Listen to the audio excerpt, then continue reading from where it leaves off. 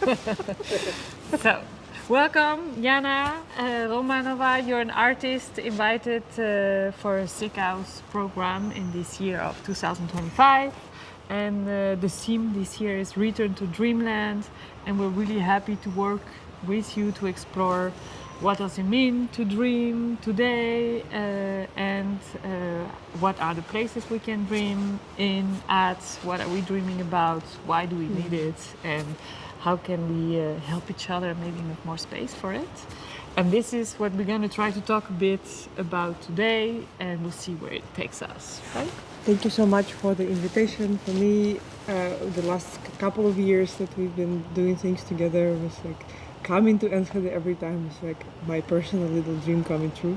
It's like, oh, it's a community of people who like playing games as much as I do, and maybe even more. You know, so it's always a lot of fun and inspiration to do things with you and to dream with you. That's very cool to hear. So we try not to prepare too much this interview to try to see where it will bring us, but we talk a lot about dreaming and a lot about these places we're trying to go to. So I thought maybe the best is to start directly with maybe a memory of a dream or something you would like to share. And it means share with everybody who's gonna watch. So maybe something you're ready to share. Maybe there's some kind of thought / observation that I have for the moment when you actually invited me to do something about to do this series of events that we are doing right now related to the dream research. Because the moment when you asked me about it, I started thinking, what do I dream about? And not in terms of seeing things at night or like while sleeping, but mostly in terms of like a vision of the future or hopes for the future. And I suddenly realized that I actually I stopped dreaming in a way that I stopped hoping that anything better will happen. And this may sound strange, but it comes from the moment, like several years ago, I moved to the Netherlands. And I think before that, I also had the dream, for example, of studying in Europe. Because I come from the post-Soviet background where there is all these dreams, especially because of the Soviet Union legacy, that I think we all grew up a little bit thinking that it is a better world out there, because that's also the fall of the Soviet Union happened exactly in my childhood. And when the border got open, all Western goods and all kind of capitalist pleasures just went in. And I think since that moment there's this whole aura of being in the West as being almost like a utopia in a way. Yeah. It sounds very weird for someone probably who lives in Europe, but that's more or less the sentiment that was very present, especially in the 90s and a bit later, and maybe to some extent it is present right now. And I had a dream of like being somewhere in the better place, but then I moved to the better place. I also started having so many challenges on all sort of level, starting from bureaucracy that just never ends. That I always have to solve. Like I have some ridiculous problems, like my name being spelled in several different types. So I almost have 3 different names, and for Dutch bureaucracy, I'm not the same person. So I had to solve these, and also like financial struggles of downgrading and like just starting the student life again.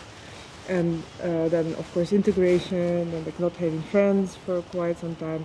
So all of this just piles up, and then I found myself in just never ending process of solving things and just surviving. And at some point when you ask me, let's do something about dreaming, I realized I don't have any dreams anymore. I only have this kind of needs, the survival needs that I have to solve, and I stopped thinking something that beyond that.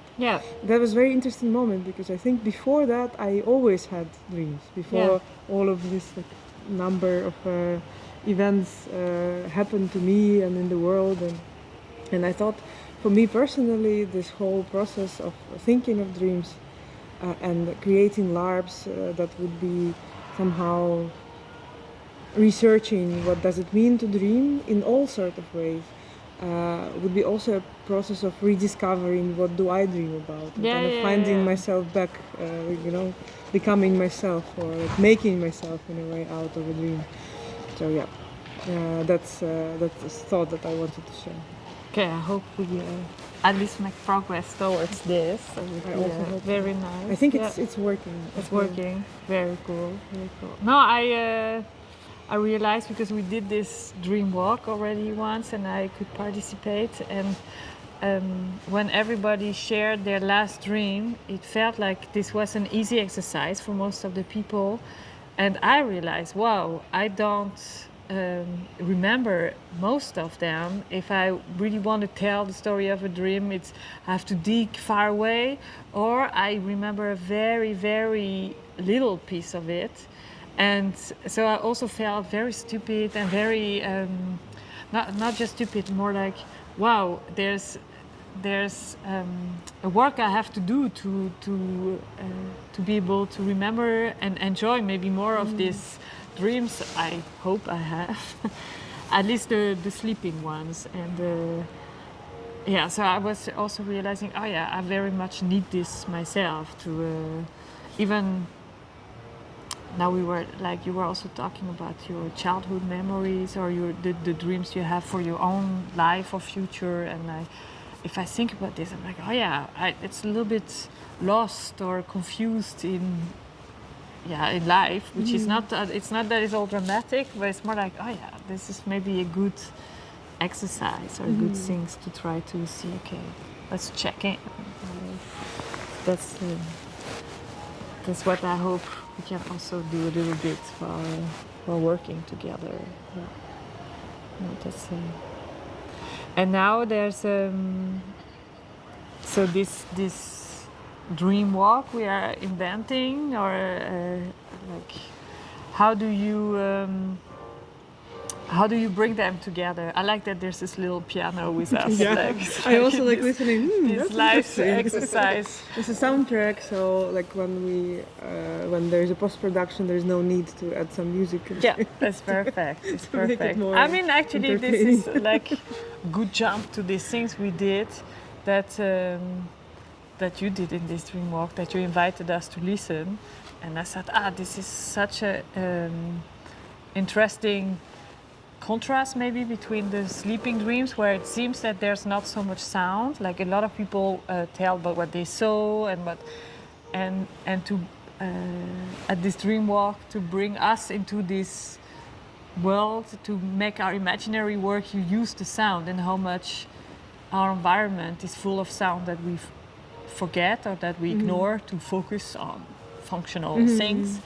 And maybe you can tell us a bit about this, or how it is for you, and if you have like a relation to these sounds. There's kind of two things that I have, I think, about it. Is one is in general, when again you invited me to think about dreams, I thought that actually there's three things that happen, like three concepts that are interesting for me in this. Is that first, dreaming when we're sleeping, and dreaming of like hopes and desires is the same word, and that's interesting. So why is the same word? Kind of it's different concepts, but there's something similar about it. And then I started thinking that maybe it's connected somehow to imagination, and something that that's some internal things that happen to us, and then our brain, maybe when we're sleeping, produces imaginary worlds somehow. And this is very similar to what is at the core of role-playing as a practice. Because to role-play, to do a LARP or even tabletop role-play, the most important thing is that we have to agree that we imagine a certain world together. And then we inhabit this world with our actions, but the imagining that we are in this dream space, kind of in the imagination space, is the core, it's a fundament. Yeah. Because if you don't imagine the space, it's really hard to roleplay.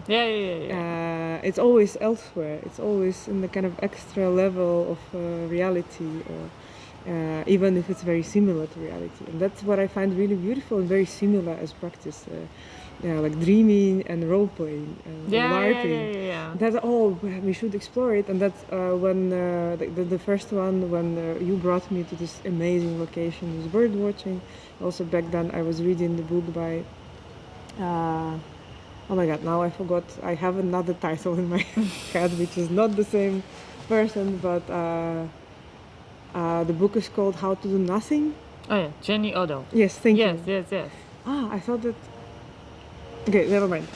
So the book How to Do Nothing by Jana Odell, and she writes there about how bird watching, or specifically bird listening, was really a practice of like reconnecting to self and like slowing down and just having like rest as a form of resistance to all the challenges that are happening in the world. And that's what made me think that, if we want to transition to a dream that may be connected to sound, because we are in reality, so we all come together in this place, and we have to somehow all agree that we are dreaming right now. So how do we do that? And I just had this idea that, if you close your eyes and you start listening to different sounds, you know where the sounds come if you look before that. But if you stop thinking that you know, and try to repurpose these sounds into something else and assign them different meanings, that is already a very dreamy state, because it becomes strange very fast. And this would be an interesting way to transition, but I had no idea if this will work out or not. And that's why, I think it's nice that we call all of this research experiments, because I wanted to see, if we just all together close our eyes and start imagining other things and give different meanings to different sounds, then we all transition into another world. And then it maybe when you open your eyes, and I also replaced everyone before opening the eyes, so I thought that maybe this helps. But of course, it's in general also the agreement that when we open the eyes, there's a kind of a game rule. We just decide, we all agree that the moment we open our eyes after this meditation with sound, everything that happens in the dream, and it happens to a specific time moment till the alarm rings. And everything in between this in this frame is a dream. Then it's already something. And just I think that even maybe without the sound meditation, this can be already enough to just say, it's a dream, and start seeing things from a completely different perspective. So I wanted to play with this and see what it will bring to us. Did you practice? Did you try this? I tried this, but I do this naturally all the time, I think, as a person. Okay. In general, I like thinking that what I see is not what I think it is. Nice. And when I'm bored, I play this game with myself very often. Very nice. No, I'm curious. I'm curious what people, because we all heard the same sounds, I guess, or most. I'm very curious about sounds. what were sounds that you heard, and what kind of meanings did you what did you think of, or like I mean, we were next to this water, and it started. I remember it started with there was something turning into the water. So I guess when water changed level, so there's like something like a falling water, and this for me was I was seeing something turning. So I was like, okay, there's it's not just falling. There's some kind of weird animal that makes this turning. And then this was also the start of the whole visuals of my dream, because this was a weird fish which was not having a very fixed shape. None of the things around me had a fixed shape anymore. So that's when the bike was passing by behind me, I was saying, you see when Sonic is going very fast, that it's something, but you don't know what it is anymore. And then those wheels of the bike were this for me. They were like, okay, this is like a being, but not formed. And then the train was the biggest thing, so there was a bigger sound. So when the train was coming back, there was this sort of fly-like animal, but very big. So that was coming on the side. So, and then because of this size problem, or I somehow everything started to be about how things were disproportionate and how I was not fitting. There were also something very disproportionate about me, that I was too big or too small, but definitely not fitting. And then when I woke up, or when you told me I could open my eyes, it really put me, I was like, okay, I'm not fitting. And then looking at the little spiders on the floor, the real spiders I could see, I felt so big. I was really like, wow, I'm totally not fitting with these spiders and I'm a huge problem for them. And then I was really like, okay, I have to be somewhere else. And so this whole thing became for me, okay, I have to find a way to fit, or I have to find a place or a way to be better with this whole environment. And it really, I don't know, I really found a funny way to connect all of this, and then to be able to play with it. It was really, really fun. That sounds amazing. Yes, it was really fun. Yeah. No, so I'm really looking forward to the next one that we're gonna do. Also, for me, like I was in the position that I just prepared all of you to dream, then you went away. Then I was sitting there for some time, just there was no one. Like, okay, now what is happening? Is it working here? Where like, do they everybody? dream? Where is Where? everyone? It was a very interesting moment of just being completely alone among this pile of things from everyone, but seeing that there's some interactions happening. Just go. But what is it? It was interesting for me to fantasize also on what is going on. That's also maybe something to explore next, because we talked about this was in a natural landscape. This is really maybe the most obvious places to let yourself go into dream world. And how we're gonna go into a parking lot maybe, but we talked about exploring fear. Now I think, exploring fantasy could be also very interesting, and ways to find different kind of places and ways of being with each other in different ways. Because there's also what I like a lot is that it's not about going into yourself, what dream could be, but it's really trying to do this together and find where are the places where we can meet while we are in this mode. So I'm curious. And also, I mean, in general, I think LARP is an incredible tool for many things, but mostly it's for bringing people together, because you often get to play with people that you just meet for the first time. Yeah. And then all of a sudden you're family, you're brother and sister, you're best friends, you're lovers, like whatever is in the scenario. And then you don't even know sometimes what is the name of this person and what they do, but you feel a lot of feelings to them. You feel so connected, and it's so beautiful, I think, because just what else brings us so close in such a condensed time, like in a couple of hours, you feel like, wow, I have a friend. This also may be, of course, this may not continue, and that's also, I think, totally fine. There's in the LARPing community, there's this term bleed. Sometimes you feel like, you created this relationship, and then, you feel more connected to this person compared to what you would be if you would just meet them as in they a more are. regular way. So it's a very interesting notion to like the bleeding means that the feelings that created the stay. But I think it depends on the situation. But I just in general find it very interesting that we as human beings, we are capable of creating bonds out of a pure fiction. Yeah, and I think it's kind of hopeful because often these people, you don't know anything and you can do this. So I think, okay, we could actually potentially do this with a lot of different people that we don't meet in our life, in the way we make friends, in the way we work. So I feel it's very, hopeful that we could maybe try more of this role play to try to connect with more people in general. And also it's a really amazing thing to try to understand what is the logic that is different from yours. So like how does the mind that grew up in different circumstances than you did, having different values in life, what would this person do and how do they think? Because sometimes you get, and I think actually it's really nice when you get to play someone who is far away from who you are. It's challenging, but it's really rewarding because you really have to think, okay, what would this person do? What would be the mindset that they... And then it really helps to understand later someone that maybe before you didn't. at least to me, it works this way.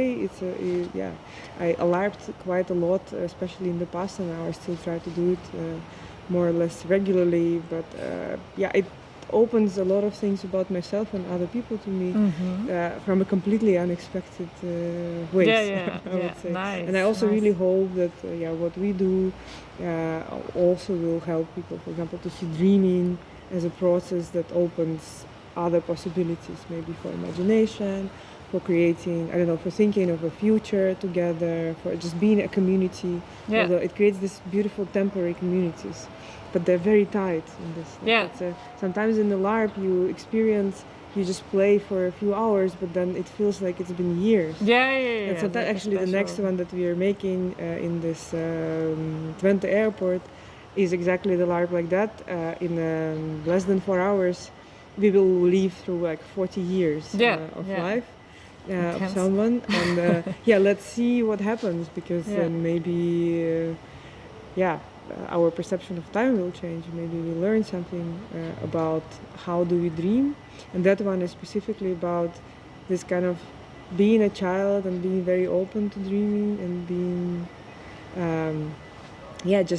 enjoying life and not having this burden of problems to solve. And then how, like, it's also an idea to test. We'll see what happens. But I'm curious. Then we just play these same people growing up and getting older and older, having different events that change their perception of self, of their dreams, and then let's see what happens by the end of the role play, like what happens to the original dreams. Because I remember more or less what I was dreaming when I was a kid, and now I have nothing to do with this. But at the same time, I also miss the feeling of really wanting and dreaming of those things. And I'm curious, can we, with the LARP, as this whole story that we live together and create together, can we think of this process, and can we get inspired of like what we can take from our childhood dreams to our grown-up selves, and like what is this place that brings you back the joy, the dream, the hope. I don't know, let's see.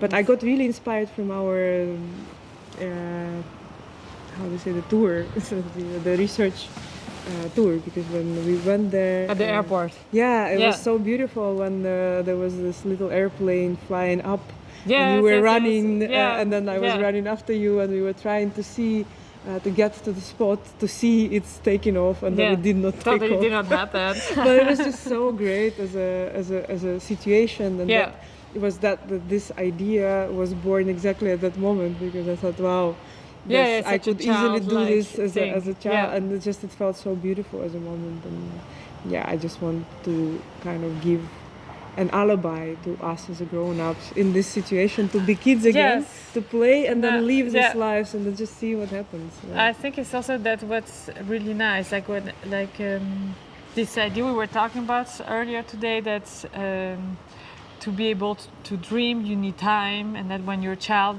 it feels like you have all the time of your life, so you can dream big, dream different things, dream a little crazy also, and the more you grow, the more maybe you understand that some things are possible, some are less, and you also make choices, so there's like a path that's drawing, so that maybe in that sense you dream less, because you also try to be happy with what you're constructing, and you also maybe you are living the dream in a certain way, I don't know, but I like that with what you talked about in the role play and how intense it is, and it's like in a few hours you can build long stories and big connections.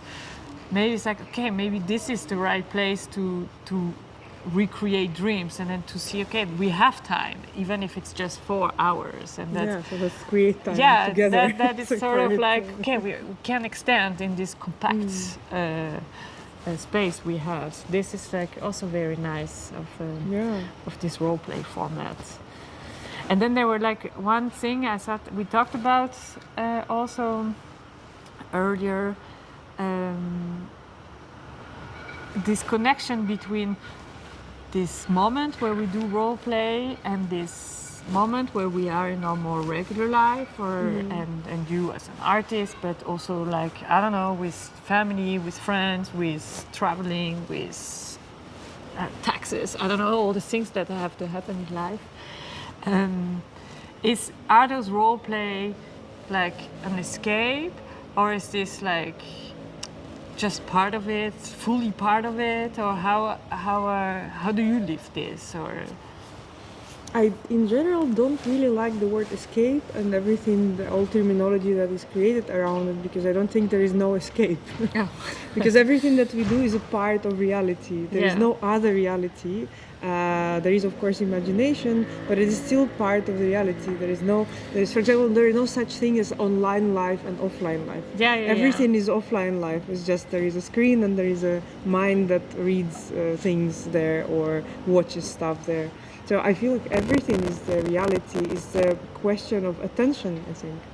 And what do you bring your attention to? And that, like in that way, we are all escaping other things than we are paying attention to certain things.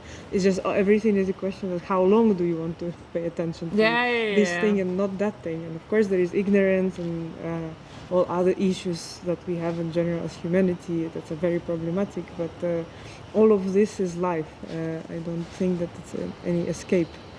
But what LARP, especially the playing, helps me with is just to be connected to people and to also receive experience that I can then process and somehow understand something about myself or this world and like make myself change. Because LARPing is a collective storytelling tool. It's how we get together and using a certain framework we storytell. Sometimes we storytell just with words if we are playing this at the table, but sometimes we storytell with our actions on top of our words. And I think, it's basically storytelling as a collective practice. And a great story is always a story about change. And I think what happens when the LARPs that stay with us, and in general movies that stay with us, the artworks that stay with us, is things that made us change somehow. Maybe not a lot. It's not a dramatic change. It's not a change of the world, but it just gave you something that you were different before you received this. And now you're someone else. And then it makes a great story for you as a player, and for your character. It usually also means that a great story happened to your character. And that's what I hope I'm able to do as a LARP designer, or like someone who creates LARPs or creates artworks as an artist. But of course it's challenging. It's that I can't always tell, this is definitely working. It also depends on people who play. That's also what I like about it, is that not everything depends on me in this in this process. Participative project.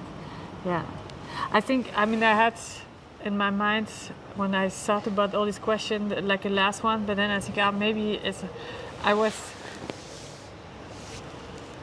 sometimes a little challenging to keep hopeful, to stay, to still think, is this the right thing we're doing to help in the world? And this morning I wrote, okay, are we naive to keep dreaming or to keep trying? But now I feel I'm not sure we have to discuss this. Maybe we have to believe that we're not. And that's all right. But maybe if you want to answer, you can. We can also stop. I know one thing, to loop it back to where we started, is that if I don't dream, I feel like actually there is no reason to live. Okay. Boom. But no, I mean, it's very, okay, it sounds maybe huge, but it's not so huge. It's like, okay, if there is no hope, if there is nothing to wait for, then it's not living, it's kind of just a survival process. And then, why is this survival happening? It's hard to put your attention into more meaningful things and things that may, bring us somewhere else in a better place if there is no hope for this place. Yeah. In a way, I don't know, maybe I sound really, pathetic. It's possible, but that's, I guess, that's how I feel. Right now, because I feel like, okay, I'm mostly surviving and there's so many things that I have to deal with, and it's really no moment to just free up all the space and just figure out, is this do what do I hope for? Like, in all the situations that I'm personally in. Taking all the circumstances in the context. But this is what we're trying to do then, like figuring out what are we actually hoping for. Yeah, like, exactly. And this is even if this like which part of this hope is actually makes sense in a way, or what is this little something that is there? I don't know. Maybe there's nothing. I don't know. no. No, I mean, I don't know what I mean with this, but I just don't. I feel like I sound pathetic, and I don't want to sound pathetic. No, and it's not where I wanted to bring you with this question at all. It was more like, it was really like, I think it's always like this, whatever we're doing, especially like with this non-essential work, like we are told we are, you know, like it's more like, we were saying like it's such a slow process. We convince one, we bring one, and then two, and then three, and then we are 10 years later and we are 10. And while we are being 10 and 15, very strong and very beautiful being, there's like 3 million around us that are screaming and then being crazy, and then it feels very unbalanced. and it's not that they are all crazy, it's like they did not join us yet. and maybe it sounds like a bit sect-like, it's totally wrong what I'm going, so like totally crazy. No, I am like, if I'm worried, I'm scared of like what's happening in our world, and I'm scared that so many people are okay with this, and or seem to be okay with it, that they let these people lead us, and so I'm very passionately happy to try to dream, to try to have different answer, to not scream back, but to hold and to dreams, and to try to take space to do something else.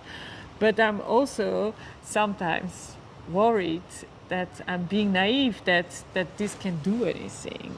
And but when I'm saying this, I'm saying no, it's doing something. At least to me, or to you and me. And exactly. But yeah. But I think it's really important that to do something compared to do nothing, it's always better to do something. Generally, that maybe also sounds naive, but I'm totally with you in this. It's just I think we all can do different things, and that's what is great about us as a collective, a community. That it's not that everyone is doing exactly the same thing, and this is where the change happened, but like we all can contribute in a very different way, sometimes not very direct way, and maybe that's also good to like let us also be ourselves. Yeah.